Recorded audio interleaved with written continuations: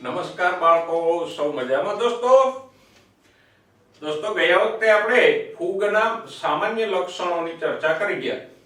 હવે આજે જોઈએ ફૂગનું આગળનું વર્ગીકરણ. સૃષ્ટિ ફૂગને વિટેકરે 4 વર્ગોમાં વિભાજિત કરી. એ 4 વર્ગો કયા છે?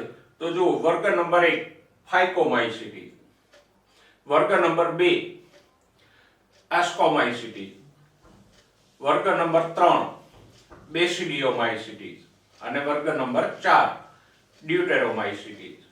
આમ વિટેકરે ફૂગને 4 વર્ગોમાં વિભાજિત કરી. કયા કયા? ફાઇકોમાઇસીટી, એસ્કોમાઇસીટી, બેસિડિયોમાઇસીટી અને ડ્યુટેરોમાઇસીટી. ઓકે, આ 4 વર્ગોના નામ પહેલા યાદ રાખી લો. બરાબર. હવે એક એક વર્ગના લક્ષણો જોતા જઈએ. સૌથી પહેલા વર્ગ નંબર 1 ની વાત કરીએ, ફાઇકોમાઇસીટી, અને એના લક્ષણો જોઈએ. તો જુઓ દોસ્તો, ફાઇકોમાઇસીટીના લક્ષણોમાં સૌથી પહેલા વાત કરીએ એનું નિવાસસ્થાન. તો ફાઇકોમાઇસીટીના સભ્યો એટલે કે અલગ અલગ પ્રજાતિઓ. તો ફાઇકોમાઇસીટી વર્ગની જુદી જુદી પ્રજાતિની ફૂગ છે એ જુદા જુદા નિવાસસ્થાનમાં વસે છે. અમુક પ્રજાતિઓ છે જલજ એટલે કે પાણીમાં થાય છે. અમુક પ્રજાતિઓ છે ભીના અને ભેજયુક્ત વિસ્તારો, જેમ કે સળતા લાકડાઓ પર કે સળતા ડાળખા પાંદડાઓ ઉપર થાય છે. અને અમુક પ્રજાતિઓ છે એ અવિકલ્પી પરોપજીવીઓ તરીકે જોવા મળે. તો આમ ફાઇકોમાઇસીટી વર્ગની ફૂગ છે એ કોઈ જલજ છે, કોઈ જમીન ઉપર ભીની જમીન ઉપર સળતા લાકડાઓ કે સળતા પદાર્થો પર થાય છે મૃતોપજીવી તરીકે. અને અમુક પ્રજાતિઓ છે એ વનસ્પતિઓ ઉપર અવિકલ્પી પરોપજીવી છે. હવે એક શબ્દ અહીંયા સમજી લઈએ કે અવિકલ્પી પરોપજીવી એટલે શું? તો કે અવિકલ્પી પરોપજીવી એટલે એવા પરોપજીવીઓ કે જે યજમાનના સંપર્ક વિના કે યજમાન વિના પોતાનું જીવન પૂરું કરી શકતા નથી. હવે પહેલા અહીંયા યજમાન એટલે કોણ? તો કે યજમાન એટલે એ સજીવ કે જેમાંથી પરોપજીવી પોતાનું પોષણ મેળવે છે. દાખલા તરીકે જો મચ્છર પરોપજીવી છે તો મનુષ્ય છે મચ્છરનો યજમાન થયો, કારણ કે મચ્છર મનુષ્યમાંથી ખોરાક મેળવે છે. તો આમ યજમાન એટલે એવો સજીવ કે જેના ઉપર પરોપજીવી આધારિત હોય. અને અવિકલ્પી પરોપજીવી એટલે એવો પરોપજીવી કે જે યજમાન વિના પોતાનું જીવન પૂરું કરી શકતા નથી. તો એને કહેવાય અવિકલ્પી પરોપજીવી. ઓકે, આગળ વધીએ. રચનાની વાત કરીએ તો ખાસ ખ્યાલમાં રાખજો, ફાઇકોમાઇસીટી વર્ગની ફૂગ છે એની કવકજાળ કેવી હોય? પડદા વિહીન અને બહુકોષ કેન્દ્રીય હોય. ગયા લેક્ચરમાં આપણે 2 પ્રકારની કવકજાળ જોઈ ગયા હતા, પડદાયુક્ત અને પડદા વિહીન. તો ફાઇકોમાઇસીટી વર્ગની કવકજાળ છે એ પડદા વિહીન અને બહુકોષ કેન્દ્રીય હોય. કવકસૂત્ર છે અંદરથી સળંગ હોય, એમાં આડા પડદા ના હોય, અને થોડા થોડા અંતરે એમાં કોષ કેન્દ્રો આવેલા હોય એટલે બહુકોષ કેન્દ્રીય થઈ. એના પછી વાત કરીએ પ્રજનનની. તો ફાઇકોમાઇસીટી વર્ગની ફૂગ છે એ 2 પ્રકારે પ્રજનન દર્શાવે છે, અલિંગી પ્રજનન અને લિંગી પ્રજનન. પહેલા જોઈએ અલિંગી પ્રજનન. અલિંગી પ્રજનન છે અહીંયા ચલ બીજાણુઓ કે અચલ બીજાણુઓ દ્વારા થાય. ચલ બીજાણુ એટલે એવા બીજાણુ કે જે કશા કે પક્ષમો દ્વારા પાણીમાં તરીને પ્રચલન કરી શકતા હોય તો એ ચલ બીજાણુ, અને કે કશા કે પક્ષમો ન ધરાવતા હોય તો એ અચલ બીજાણુઓ કહેશું. ઓકે, હવે આ બીજાણુઓ ઉત્પન્ન કેવી રીતે થાય છે એને ધ્યાનમાં રાખજો. તો બીજાણુઓ છે અંતર્જાત રીતે ઉત્પન્ન થાય, એટલે કે બીજાણુ ધાનીની અંદર ઉત્પન્ન થાય. તો એવા બીજાણુઓને આપણે કહીશું અંતર્જાત બીજાણુઓ. જો એક બીજાણુ ધાની આપણે અહીંયા દોરીએ તો આ કોઈ બીજાણુ ધાની છે. હવે જો બીજાણુઓ છે એ આમ બીજાણુ ધાનીની અંદર ઉત્પન્ન થાય તો એને કહેશું અંતર્જાત બીજાણુઓ.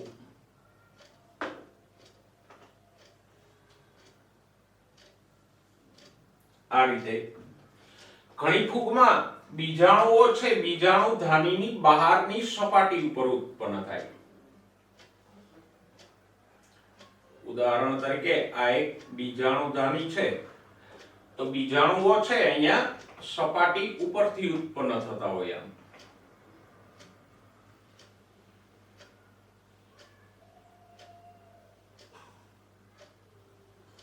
તો જો આમ બીજાણુ ધાનીની બહારની સપાટીએ બીજાણુઓ ઉત્પન્ન થાય તો એને કહેશું બહિર્જાત બીજાણુઓ. તો આ બે શબ્દો છે એને બરાબર સમજી લેજો. અંતર્જાત બીજાણુઓ કોને કહેવાય અને બહિર્જાત બીજાણુઓ કોને કહેવાય. ફરી એકવાર જોઈ લે.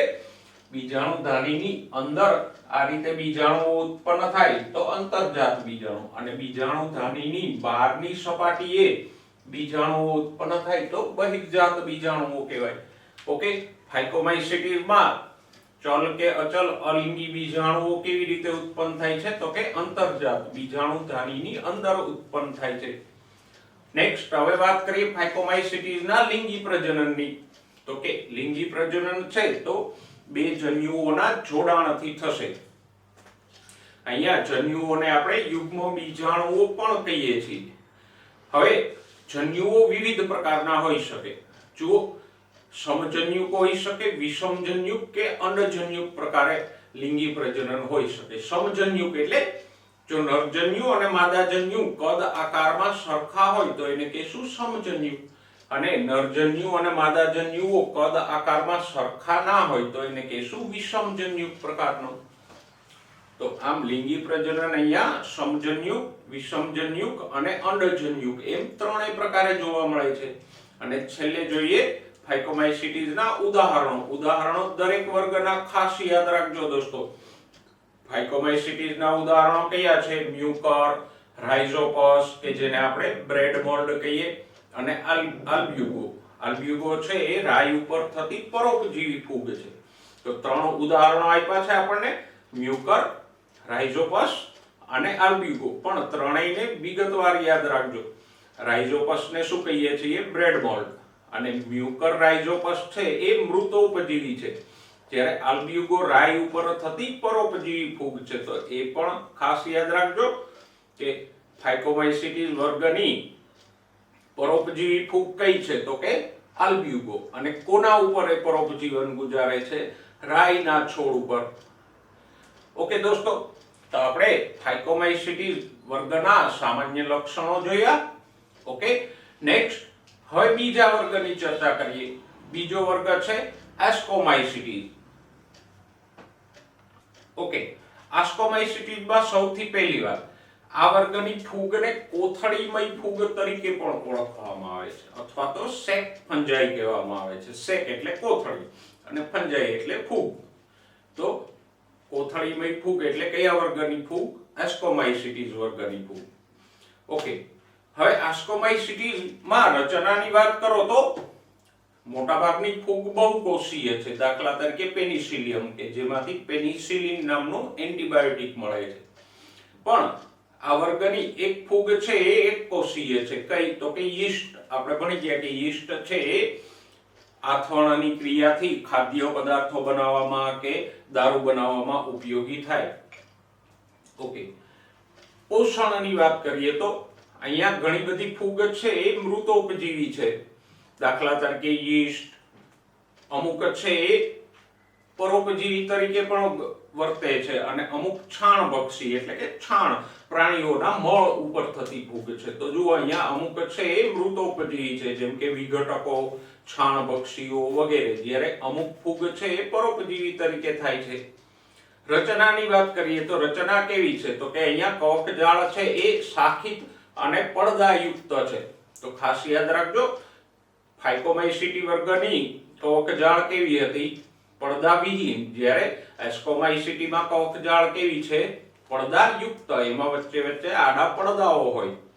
ઓકે, પ્રજનન ઉપર આવીએ તો પ્રજનન લિંગી અને અલિંગી એમ બે પ્રકારે જોવા મળે છે. અલિંગી પ્રજનન કેવી રીતે થાય તો કે કણ બીજાણુ ધાની ધર નામની રચના હોય, અને એની ઉપર બહિર્જાત રીતે કણ બીજાણુઓ કે કોનિડિયોસ્પોર ઉત્પન્ન થાય છે. તો ધ્યાનમાં રાખજો, અહીંયા અલિંગી પ્રજનન માટે કયા બીજાણુઓ ઉત્પન્ન થાય છે? કણ બીજાણુઓ કે કોનિડિયોસ્પોર. અને કેવી રીતે ઉત્પન્ન થાય છે? તો કે બહિર્જાત રીતે, બીજાણુ ધાનીની સપાટીની બહાર ઉત્પન્ન થાય છે. ઓકે, લિંગી પ્રજનનની વાત કરીએ દોસ્તો, તો લિંગી પ્રજનન માટે અહીંયા સેક એટલે કે કોથળીઓ ઉત્પન્ન થાય છે, એટલે જ આપણે એને કોથળીમય ફૂગ કીધી. અને આ કોથળી જેવી ધાનીઓ એટલે એસસી. તો ધાની એટલે એસસી, તો એસસી ઉપરથી જ આપણે વર્ગને નામ આપ્યું છે એસ્કોમાઇસિટીઝ. અને એસસી માં અંતર્જાત રીતે એસ્કોસ્પોર ઉત્પન્ન થાય છે. ઓકે, તો ખાસ ધ્યાનમાં રાખજો, અહીંયા અલિંગી પ્રજનન માટે કયા બીજાણુ ઉત્પન્ન થાય છે? તો કે કોનિડિયોસ્પોર, કણ બીજાણુ. અને કેવી રીતે ઉત્પન્ન થાય છે? બહિર્જાત રીતે. તો અલિંગી પ્રજનન માટે કણ બીજાણુઓ બહિર્જાત રીતે ઉત્પન્ન થાય છે, જ્યારે લિંગી બીજાણુઓ કયા છે? તો કે એસ્કોસ્પોર. અને એ કેવી રીતે ઉત્પન્ન થાય છે? તો કે અંતર્જાત રીતે. એટલે અલિંગી પ્રજનનના બીજાણુ અને લિંગી પ્રજનનના બીજાણુ અને બંનેની ઉત્પત્તિ એ બરાબર ધ્યાનમાં રાખજો દોસ્તો અહીંયા. ઓકે, ઉદાહરણો ઉપર આવીએ તો જો બે ઉદાહરણો ઓલરેડી આપણે જોઈ ગયા. યીસ્ટ કે જે એકકોષીય છે અને આથવણમાં ઉપયોગી થાય છે. નંબર 2 પેનિસિલિયમ કે જે પેનિસિલિન નામનું એન્ટીબાયોટિક દ્રવ્ય આપે છે. હવે આ બે ઉદાહરણો પછી આગળ જઈએ. એસ્પરજીલસ, ક્લેવિસેપ્સ, ન્યુરોસ્પોરા, મોરેલ્સ અને બફેલ્સ. તો એ પૈકી પણ મોરેલ્સ છે કેવા છે? તો કે કાળા રંગના છે. બફલ્સ કેવા છે? પીળા રંગના. અને મોરેલ્સ અને બફેલ્સ બંને ખાવા લાયક ફૂગ છે. પછી ન્યુરોસ્પોરા, તો એ જૈવ રાસાયણિક અને જનીનિક સંશોધનો માટે ઉપયોગી ફૂગ છે. તો આપણે અહીંયા ઘણા બધા ઉદાહરણો લીધા છે અને દરેકની કોઈક ને કોઈક વિશેષતા પણ છે. જુઓ, ફરીવાર ઉદાહરણો જોઈ લો કયા કયા છે. તો કે એક તો યીસ્ટ કે જે એકકોષીય અને આથવણમાં ઉપયોગી છે. ઉદાહરણ નંબર 2 પેનિસિલિયમ કે જે પેનિસિલિન નામનું એન્ટીબાયોટિક દ્રવ્ય આપે છે. ઉદાહરણ નંબર 3 એસ્પરજીલસ. નંબર 4 ક્લેવિસેપ્સ.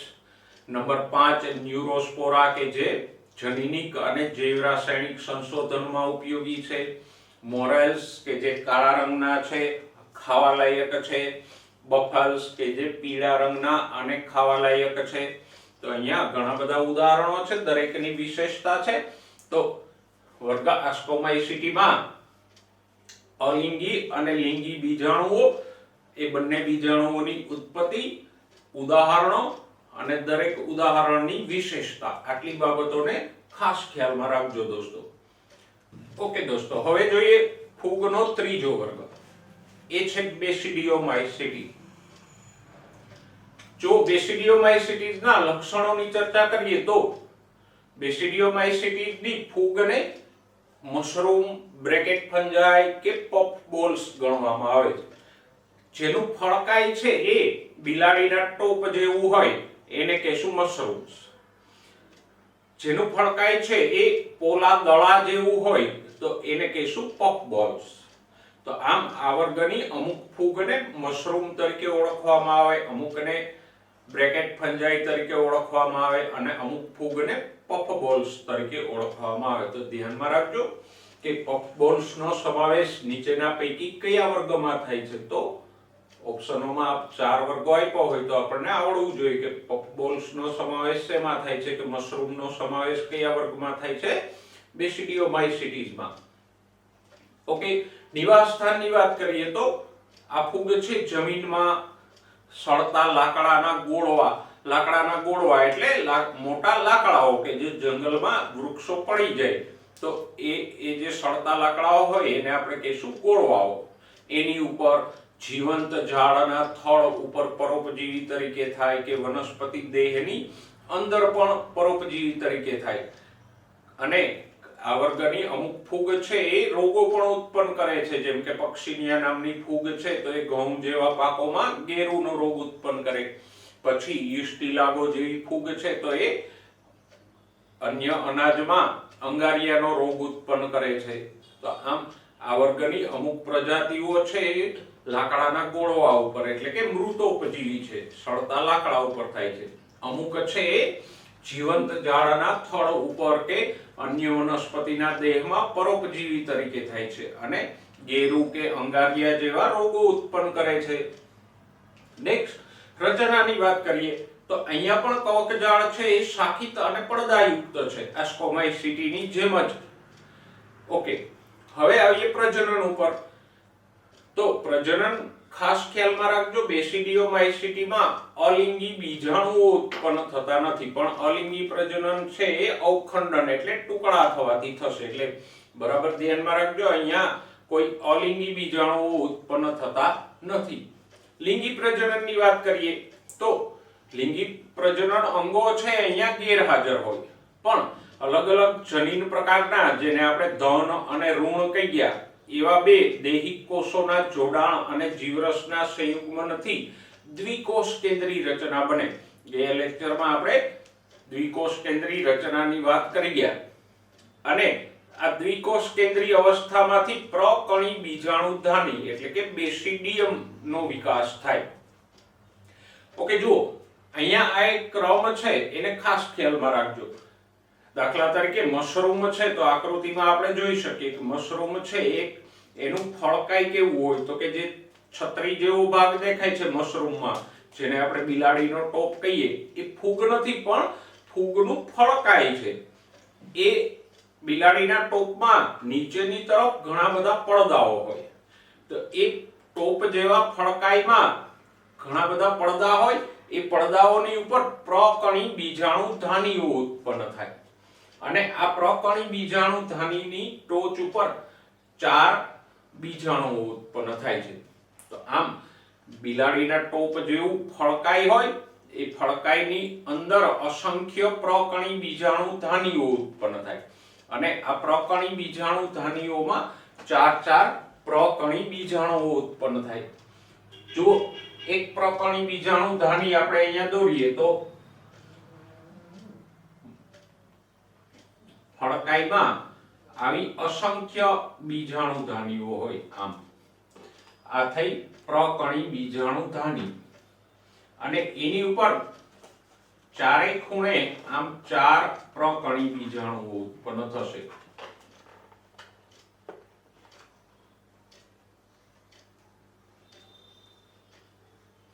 આ રીતે તો આ છે પ્રકણી બીજાણુધાની કે બેસિડિયમ.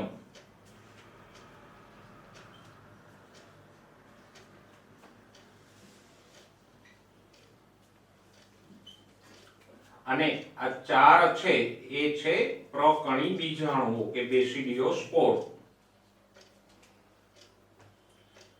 અને આ પ્રકણી બીજાણુધાની અને પ્રકણી બીજાણુઓ ક્યાં ઉત્પન્ન થાય, તો કે પેલું બિલાડીના ટોપ જેવું ફળકાઈ હોય એની અંદર ઉત્પન્ન થશે. અને અહીંયા આપણે જોઈ શકીએ કે આ બીજાણુ કેવી રીતે ઉત્પન્ન થયા છે. પ્રકણી બીજાણુઓ અંતર્જાત કે બહિર્જાત, તો કે બહિર્જાત. આ બીજાણુધાનીની બહારની સપાટીએ ઉત્પન્ન થયા છે. તો લિંગી પ્રજનન માટે અહીંયા એક વિશિષ્ટ ફળકાઈ ઉત્પન્ન થાય.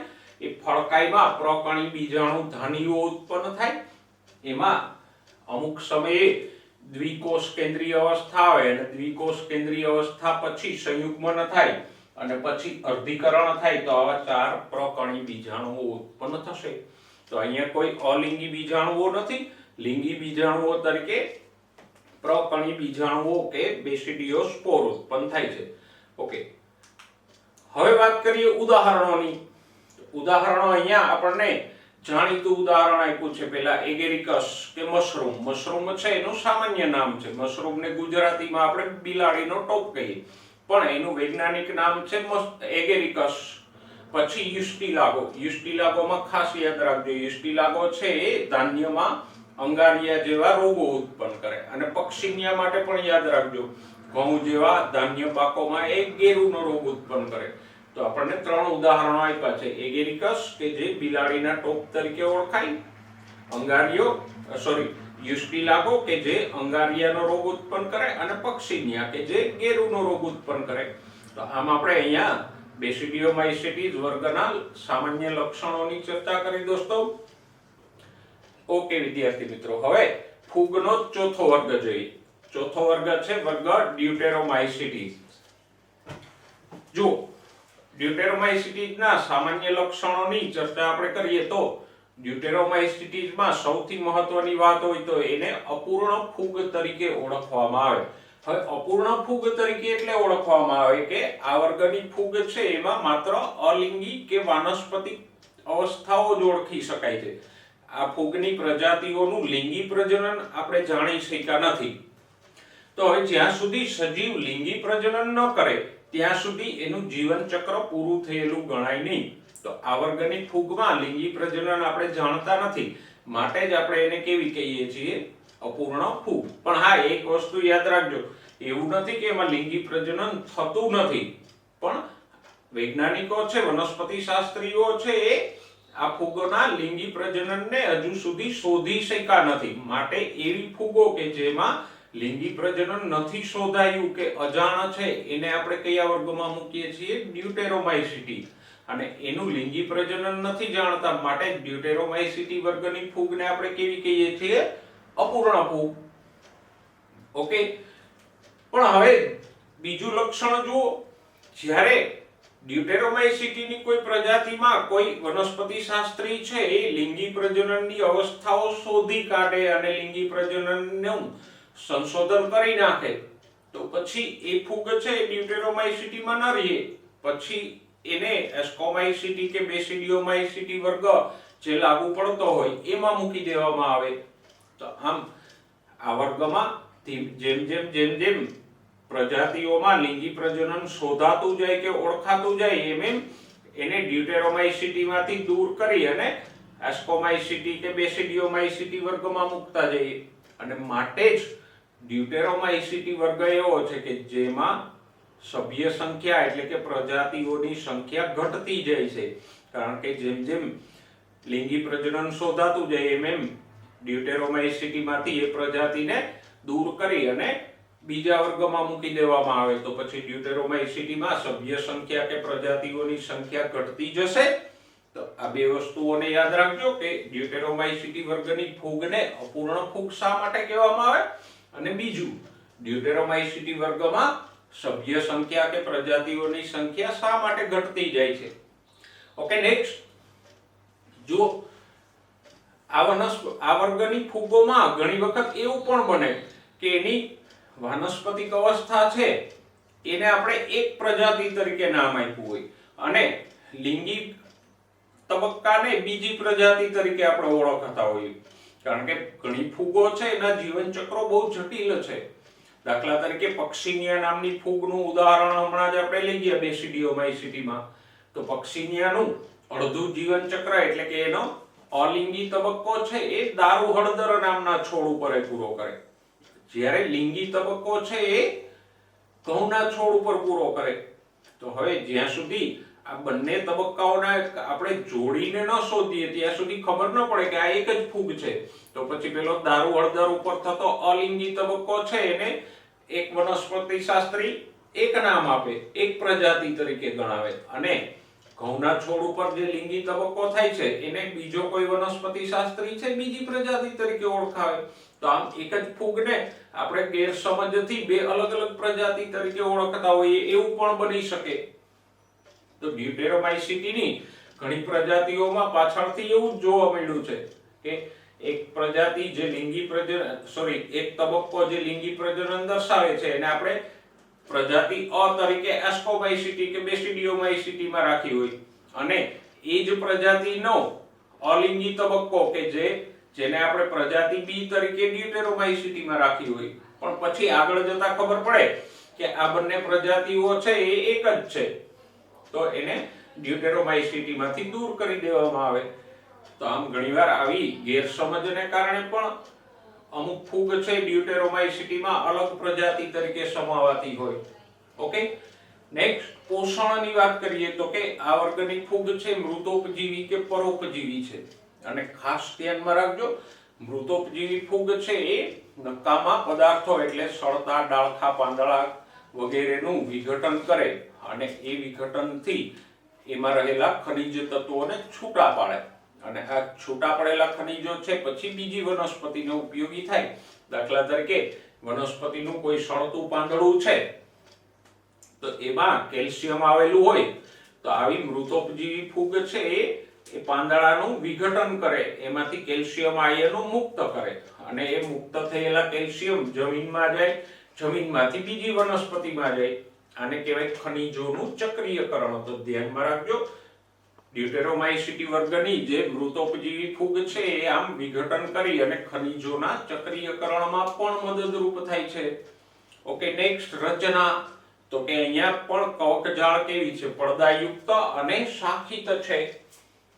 પ્રજનનની વાત કરીએ તો પ્રજનનમાં તો આપણે હમણાં જ ચર્ચા કરી ગયા કે ડ્યુટેરોમાઇસીટી વર્ગ છે એમાં લિંગી પ્રજનન ઓળખાયેલું હોતું નથી, એટલે માત્ર અલિંગી પ્રજનન જ થશે.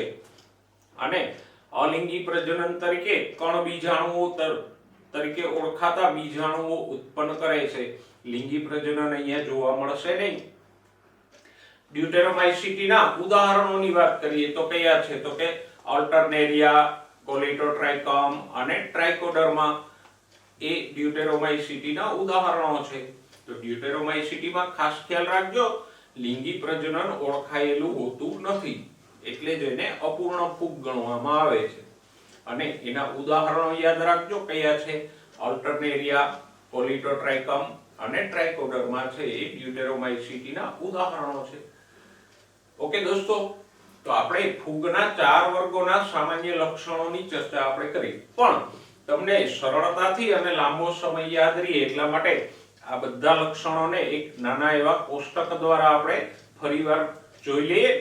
જુઓ, અહીંયા આપણે અમુક લક્ષણો દર્શાવ્યા છે 4 વર્ગના. તો પહેલા આપણે વર્ગ ફાઇકોમાઇસીટીઝની ચર્ચા કરીએ, દરેકની વિશેષતાઓની વાત કરીએ. તો ફાઇકોમાઇસીટીઝ વર્ગની ફૂગને ઘણીવાર બ્રેડ મોલ્ડ તરીકે ઓળખવામાં આવે છે. એસ્કોમાઇસીટી ફૂગની વિશેષતા શું છે? તો કે એને કોથળીમય ફૂગ તરીકે ઓળખીએ. બેસિડિયોમાઇસીટી વર્ગની ફૂગ છે તો એને બ્રેકેટ ફંગી, મશરૂમ કે પફબોલ્સ તરીકે ઓળખવામાં આવે. અને ડ્યુટેરોમાઇસીટી ફૂગને અપૂર્ણ ફૂગ તરીકે ઓળખવામાં આવે. ઓકે, કવકજાળની વાત કરો તો એકમાત્ર ફાઇકોમાઇસીટી છે એમાં પડદા વિહીન કવકજાળ જોવા મળશે. એસ્કોમાઇસીટીઝ અને બેસિડિયોમાઇસીટીઝમાં પડદામય જોવા મળશે. અને ડ્યુટેરોમાઇસીટીઝમાં પણ કવકજાળ છે પડદામય જોવા મળશે. ઓકે, અલિંગી પ્રજનન. તો ફાઇકોમાઇસીટીઝમાં ચલ કે અચલ બીજાણુઓ દ્વારા અલિંગી પ્રજનન થાય, પણ એ અંતર્જાત રીતે આ બીજાણુઓ ઉત્પન્ન થાય છે. એસ્કોમાઇસીટીઝમાં કણ બીજાણુઓ બહિર્જાત રીતે ઉત્પન્ન થાય છે. બેસિડિયોમાઇસીટીઝમાં અલિંગી પ્રજનન ગેરહાજર છે, થતું નથી. અને ડ્યુટેરોમાઇસીટીઝમાં ફક્ત અલિંગી પ્રજનન થાય છે કણ બીજાણુઓ દ્વારા. ઓકે, તો જુઓ, ફાઇકોમાઇસીટીઝમાં અંતર્જાત બીજાણુઓ ઉત્પન્ન થાય છે, એસ્કોમાઇસીટીઝમાં કણ બીજાણુઓ, ડ્યુટેરોમાઇસીટીમાં પણ કણ બીજાણુઓ ઉત્પન્ન થાય છે. લિંગી પ્રજનનની વાત કરો તો ફાઇકોમાઇસીટીઝમાં સમજન્યુક, વિષમજન્યુક કે અંડજન્યુક પ્રકારનું લિંગી પ્રજનન જોવા મળે. એસ્કોમાઇસીટીમાં એસસી તરીકે ઓળખાતી ધાનીઓની અંદર એસ્કોસ્પોર ઉત્પન્ન થાય, જે અંતર્જાત રીતે ઉત્પન્ન થાય છે. બેસિડિયોમાઇસીટીઝમાં બેસિડિયોસ્પોર કે પ્રકણી બીજાણુઓ બહિર્જાત રીતે ઉત્પન્ન થાય છે. અને ડ્યુટેરોમાઇસીટીઝમાં લિંગી પ્રજનન ગેરહાજર છે. છેલ્લે જોઈ લઈએ ઉદાહરણોની વાત. તો ફાઇકોમાઇસીટીઝના ઉદાહરણો કયા છે? મ્યુકર, રાઇઝોપસ અને આલ્બ્યુગો. આલ્બ્યુગો છે એ રાઈ ઉપર પરોપજીવન ગુજારે છે. એસ્કોમાઇસીટીઝના ઉદાહરણો તો કે એસ્પર્જિલસ, ક્લેવિસેપ્સ, ન્યુરોસ્પોરા, મોરેલ્સ, બફેલ્સ અને વધારામાં આપણે જોઈએ હતા યીસ્ટ અને પેનિસિલિયમ. એ પૈકી ન્યુરોસ્પોરા છે એ જનીનિક અને જૈવરાસાયણિક સંશોધનોમાં ઉપયોગી છે. મોરેલ્સ અને બફેલ્સ છે એ ખાવાલાયક છે. એ પૈકી મોરેલ્સ કાળા રંગના છે, બફેલ્સ પીળા રંગના છે. યીસ્ટ એક કોષી અને આથવણમાં ઉપયોગી થાય છે, જ્યારે પેનિસિલિયમ પેનિસિલિન નામનું એન્ટીબાયોટિક્સ આપે છે. તો આમ ઉદાહરણોની સાથે જોડાયેલી વિગતો છે એ ખાસ યાદ રાખજો. જેમ કે આપેલ પૈકી કઈ પીળા રંગની ખાવાલાયક ફૂગ છે એવું પૂછે તો ત્યારે આપણને કન્ફ્યુઝન થાય કે મોરલ્સ પીળા રંગના છે કે બફલ્સ પીળા રંગના છે. ઓકે, નેક્સ્ટ બેસિડિયોમાઇસિટીઝ ના ઉદાહરણો જોઈ લે. કયા છે? એગેરિકસ, યુસ્ટિલાગો અને પક્સિનિયા. એ પૈકી યુસ્ટિલાગો છે તો એ અંગારિયાનો રોગ ઉત્પન્ન કરે છે, પક્સિનિયા ગેરુનો રોગ ઉત્પન્ન કરે છે. અને ડ્યુટેરોમાઇસિટીઝ ના ઉદાહરણો જોઈ લે. કયા છે? અલ્ટરનેરિયા, કોલિટોટ્રાઇકમ અને ટ્રાઇકોડર્મા જેવા. ઓકે દોસ્તો, તો આપણે ફૂગના ચારેય વર્ગોના સામાન્ય લક્ષણોની ચર્ચા કરી. છેલ્લે આપણે જે કોષ્ટક જોયું છે એની ઉપર વધારે ધ્યાન આપજો, કારણ કે એમાં ટૂંકમાં અને સરળતાથી તમને લક્ષણો યાદ રહી જશે. ઓકે, નેક્સ્ટ ટાઈમ વીટેકરની સૃષ્ટિ, વનસ્પતિ અને પ્રાણી સૃષ્ટિની ચર્ચા સાથે ફરીવાર મળીશું દોસ્તો. ત્યાં સુધી યસ, સ્વસ્થ રહો, મસ્ત રહો અને ભણવામાં વ્યસ્ત રહો.